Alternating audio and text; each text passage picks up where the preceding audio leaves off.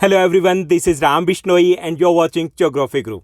As it is visible on your screen, today we are going to discuss about class 10th SST Social Science Worksheet number 1 जो कि हमारी 6th of July 2021 की worksheet रहेगी। ये हमारी इस session की पहली वर्कशीट रहने वाली है। आप सभी को पता है कि हमारी जुलाई की जितनी भी वर्कशीट आएगी उसमें हम बेसिक कंसेप्ट डिस्कस करने वाले हैं, यानी कि हमारी जितने भी कंसेप्ट रहेंगे वो प्रीवियस क्लास से रिलेटेड रहेंगे, क्लास 9 से रिलेटेड रहेंगे। लेकिन इसका मतलब ये नहीं कि ये इंपॉर्टेंट नहीं रहने वाले, बहुत इंपॉर्टेंट रहने वाले हमारी एनटीएससी के लिए, हमारी क्लास 10th के कंसेप्ट के लिए, क्योंकि क्लास 10th के कंसेप्ट समझने में ईजी रहेंगे अगर हम इन कंसेप्ट को ठीक से समझ लेते हैं। आज की इस वर्कशीट में हम बात करेंगे पॉलिटिकल साइंस, जिसको आप सिविक्स भी कहते हो, सिविक्स के कंसेप्ट की, कॉन्स्टिट्यूशन की। और कॉन्स्टिट्यूशन में एक टर्म होती है प्रिम्बल, जिसके बारे में हम क्लास 9th में पढ़ चुके हैं। इन दोनों को फिर से समझने की कोशिश करेंगे। कॉन्स्टिट्यूशन क्या होता है? कॉन्स्टिट्यूशन यानी किसी भी कंट्री या इंस्टीट्यूशन की बात करें, for the smooth functioning of any country और any institution we need some rules and regulations and the collection of these rules and regulation is known as the constitution. यानी किसी भी देश के लिए, किसी भी इंस्टीट्यूशन के लिए, जैसे आपका स्कूल लगा लीजिए, उसकी स्मूथ फंक्शनिंग के लिए, कि वो अच्छे से काम करे, उसके लिए कुछ रूल्स रेगुलेशन ज़रूरी होते हैं। उन रूल और रेगुलेशंस के कलेक्शन को हम कॉन्स्टिट्यूशन बोलते हैं। अब हमारे देश में हम बोलते हैं ना कि ये कानून है, ये सही है, ये इलीगल है, ये लीगल है, तो किससे सेट तय होता है? वो तय होता है हमारे कॉन्स्टिट्यूशन से। ऐसे आपके स्कूल का अगर हम एग्जांपल लें, तो आपके स्कूल में मॉर्निंग शिफ्ट की बात करें तो आपका अराइवल टाइम है स्कूल में 7 o'clock या 7:30 के आसपास है, 12:30 आपका डिपार्चर टाइम है, उसके बाद आपके क्लास इंचार्जेस, आपके पीरियड, सब कुछ फिक्स है। तो वो क्या है? रूल्स एंड रेगुलेशंस है। ओके, उससे जो फंक्शनिंग होती है स्कूल की वो अच्छे से होती है, अच्छे से चल पाता है। सपोज कीजिए अगर ये रूल्स एंड रेगुलेशंस आपके स्कूल में नहीं होते तो क्या होता? हो सकता है सारे टीचर फर्स्ट पीरियड लेने में इंटरेस्टेड होते, लास्ट पीरियड कोई भी नहीं लेना चाहता। ये भी हो सकता है कुछ स्टूडेंट्स है वो सुबह 7 या 7:30 की बजाय 7 या 7:30 की बजाय 11 बजे आना पसंद करते। कुछ स्टूडेंट्स ऐसे होते कि वो कहते कि मुझे भूख लगी है, बस 8 बजे मैं तो चल दिया। ऐसा भी हो सकता था ना, सब कुछ होच पोच हो जाता। तो किसी भी कंट्री में, किसी भी कंट्री और द इंस्टीट्यूशन की स्मूथ फंक्शनिंग के लिए we need some rules and regulations and the collection of these rules and regulations को हम बोलते हैं कॉन्स्टिट्यूशन। आपके घर का भी कॉन्स्टिट्यूशन है, पता आपको? बिल्कुल है। जैसे कुछ घरों में डिनर तैयार हो जाता रात के 10 बजे, कुछ में तैयार होता रात के 1 बजे, 12 बजे। अलग अलग रूल होते हैं। तो वो आपके घर का कॉन्स्टिट्यूशन है। कई चीज़ें हैं जो आपके घर में अलाउ है, दूसरे के घर में अलाउ नहीं है। कुछ चीज़ें जो आपके घर में अलाउ नहीं है, दूसरे के घर में अलाउ है, क्योंकि आपका कॉन्स्टिट्यूशन अलग है। ये जो कॉन्स्टिट्यूशन होता है वो 2 टाइप्स का हो सकता है। इट कैन बी रिटन, जैसे हमारे कंट्री की बात करी जाए तो वो क्या है? रिटन में है, लिखा हुआ है। आपके स्कूल का रिटन है, आपके घर का वर्बल है, कहीं नहीं लिखा हुआ, तो वो वर्बल है, नॉन रिटन है। ब्रिटेन की बात की जाए, इंग्लैंड की बात की जाए तो वहाँ का नॉन रिटन है। तो इट कैन बी रिटन और it can be non written. तो कॉन्स्टिट्यूशन तो समझ में आ गया कि कॉन्स्टिट्यूशन होता क्या है। अब बात करेंगे प्रिम्बल की। ये प्रिम्बल क्या होता है, इसको भी हमें समझना है। प्रिम्बल, जैसे आप मूवीज़ देखते हो तो मूवीज़ से पहले ट्रेलर आते हैं ना, हमें आइडिया लग जाता है कि मूवीज़ किस जेनर की रहेगी, यानी कि इसमें कॉमेडी है, रोमांटिक है, एक्शन है, कौन मेन स्टार है, ये सब कुछ हमें आइडिया लगता है उन ट्रेलर से। ऐसे ही ये जो प्रिम्बल है ये कॉन्स्टिट्यूशन का ट्रेलर होता है, जिसे हमें आइडिया लगता है कि कॉन्स्टिट्यूशन कब बना, किसने बनाया, किसके लिए बनाया और इसमें मेन क्या है। आप प्राइवेट पब्लिकेशन की बुक लेते हो तो प्राइवेट पब्लिकेशन की बुक में एक प्रीफेस दिया होता है, उसमें मेंशन होता है ये बुक किसने लिखी, कौन सी क्लास के लिखी, इसके मेन फीचर्स क्या है, इस बुक में ऐसा अच्छा क्या है, वो सब कुछ मेंशन होता है। ऐसे ही हमारा प्रिम्बल भी दिया गया है। इस प्रिम्बल को यहाँ पर अगर आप देखोगे इस वर्कशीट में, ये पिक्चर बिल्कुल भी क्लियर नहीं, लेकिन मैं आपके लिए इसको रीड करने की कोशिश करूँगा। ये आपने बहुत बार इस पिक्चर को देखा होगा, आपकी एनसीईआरटी की जितनी भी बुक है उसमें आपको इसको रीड कर सकते हो, क्योंकि उसमें मेंशन होता है। तो यहाँ पे प्रिम्बल से हम जानने की कोशिश करेंगे हमारे कॉन्स्टिट्यूशन के मेन फीचर्स क्या है। सबसे पहले दिया गया we the people of India. इससे क्या आइडिया लग रहा है? इससे आइडिया लग रहा है कि हमारा कॉन्स्टिट्यूशन किसने प्रिपेयर किया?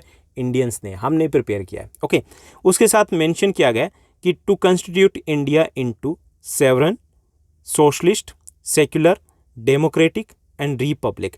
यानी दूसरे जो लाइन में हमें वर्ड्स मिले, कीवर्ड्स मिले, इससे ये कि India is a 7 state. 7 state का मतलब है कि हम फ्री हैं अपने खुद के डिसीजन लेने के लिए। हिंदी बोलते हैं संप्रभु राष्ट्र, यानी हम अपने डिसीजन खुद ले सकते हैं, हम अभी गुलाम नहीं है ना, किसी के अंडर में नहीं है। ओके, सेकंड जो टर्म दिया गया सोशलिस्ट, मीन्स दैट जो हमारी गवर्नमेंट है वो सोशल वेलफेयर के लिए वर्क करेगी, सोशल इक्वेलिटीज़ के लिए वर्क करेगी। तीसरा जो टर्म दिया गया सेक्युलर। सेक्युलर मीन्स हमारी कंट्री का कोई भी ऑफिशियल रिलीजन नहीं है। It means that all the people are enjoying the religious freedom. It means that all the people are free to follow any religion और not to follow at all, कि हर लोग स्वतंत्र है, हर कोई स्वतंत्र है, चाहे वो किसी भी धर्म को माने या फिर ना माने, तो सेक्युलर है। हमारे यहाँ पे कोई भी ऑफिशियल रिलीजन नहीं है। ओके, सभी रिलीजन गवर्नमेंट के लिए या फिर हमारे कॉन्स्टिट्यूशन के लिए एक बराबर है, तो सेक्युलर है। ये भी हमें आइडिया लग गया कि India is a sovereign state, India is a socialist state, India is a secular state, और किसके द्वारा से सेट किया गया? हमारे कॉन्स्टिट्यूशन के द्वारा। उसके बाद बात की गई democratic, India is a democratic country, ये भी किसने फिक्स किया? हमारे कॉन्स्टिट्यूशन ने, उसमें भी सेट किया गया ना कि ऐसा होगा। डेमोक्रेटिक कंट्री क्या होती है? डेमोक्रेटिक कंट्री मीन्स यहाँ पे जो गवर्नमेंट है, government is elected by the people. Government का चुनाव कौन करते हैं? लोग करते हैं, हम करते हैं, तो यहाँ पे डेमोक्रेटिक है। And Republic, India is a Republic country. Republic का मीन्स होता है head of the country is elected. If the head of the country is elected that means that country is a Republic. अब हम Republic है, Britain Republic नहीं है, क्योंकि वहाँ के हेड कौन है? वहाँ के हेड क्वीन है, क्वीन एलिजाबेथ, तो वो तो इलेक्टेड नहीं है, तो वो रिपब्लिक नहीं है। हम रिपब्लिक है क्योंकि हमारे हेड प्रेसिडेंट और वो इलेक्टेड होते हैं। ओके, तो यहाँ से हमें मोटे तौर पे आइडिया लग गया कि इस प्रिम्बल में कि we the people of India, यानी कि इंडियंस ने इसको प्रिपेयर किया, and India has been declared as a secular, socialist, sovereign, democratic and republic country. इसके साथ साथ लोगों के लिए क्या दिया गया? जस्टिस, लिबर्टी, इक्वालिटी, फ्रेटर्निटी की बात की गई, यानी कि सोशल, इकोनॉमिक या फिर पॉलिटिकल जस्टिस की बात की गई कि किसी भी के साथ किसी भी टाइप का भेदभाव नहीं होगा, एक्सप्लॉयटेशंस नहीं होगा। ओके, इट मीन्स दैट सभी लोग एक बराबर हैं।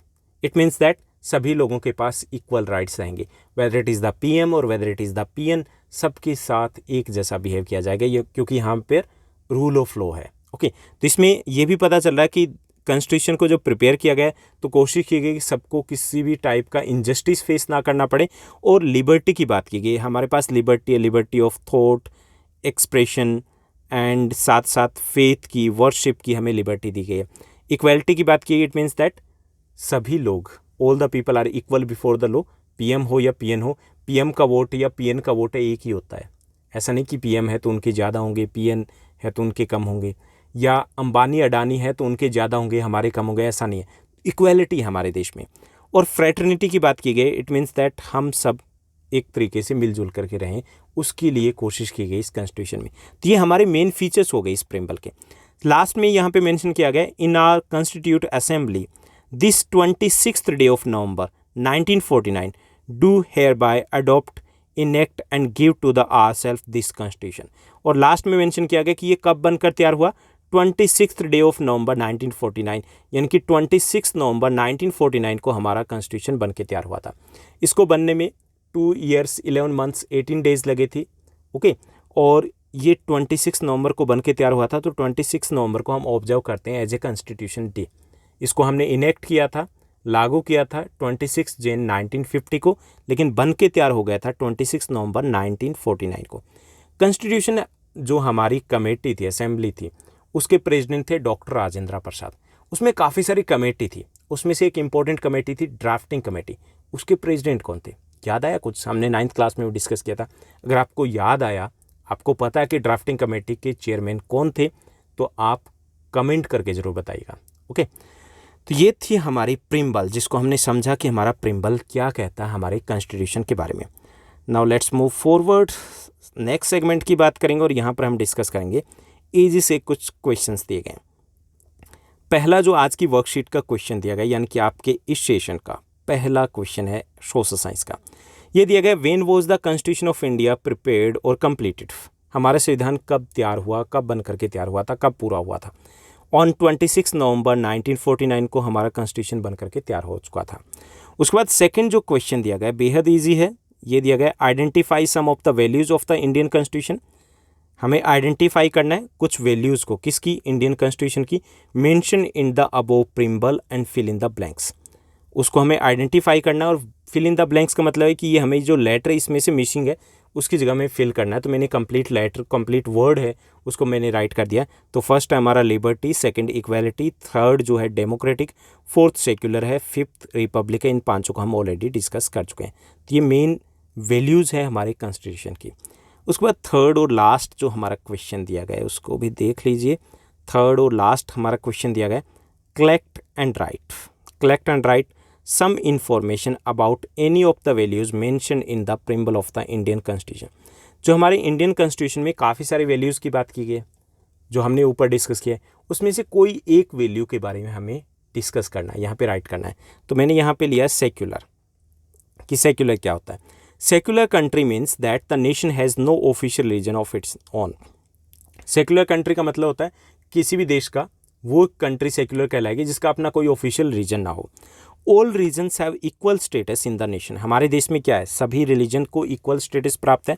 All persons have religious freedom whether they believe in any religion और नॉट, कि चाहे वो किसी भी रिलीजन को फॉलो करे या फिर ना फॉलो करे, ये उनकी मर्जी है, सबके पास रिलीजियस फ्रीडम दिखे। It means that India is a secular country. तो ये थी हमारी आज की वर्कशीट। उम्मीद करता हूँ आपको सब कुछ अच्छे से क्लियर हुआ होगा, अच्छे समझ में आया होगा। अगर आपको आज का ये एपिसोड, ये वर्कशीट अच्छी लगी तो इस वीडियो को लाइक और शेयर करना मत भूलिएगा। और हाँ, एक क्वेश्चन आपसे पूछा गया है, कमेंट करके ज़रूर बताइएगा कि उसका आंसर क्या रहेगा। कुछ डेज़ के बाद आपको इन वर्कशीट के सॉल्यूशन हम शेयर करने वाले हैं टेलीग्राम के चैनल के ऊपर। टेलीग्राम के चैनल को आप ज्वाइन कर सकते हो, जिसका लिंक डिस्क्रिप्शन बॉक्स में भी दिया गया है, यहाँ पे स्क्रीन पर विजिबल है। इसको आप टाइप कीजिए, सर्च कीजिए और ज्वाइन कर लीजिए। आज के लिए बस इतना ही। Thank you, bye bye, have a nice day. मिलते हैं नेक्स्ट वीडियो में।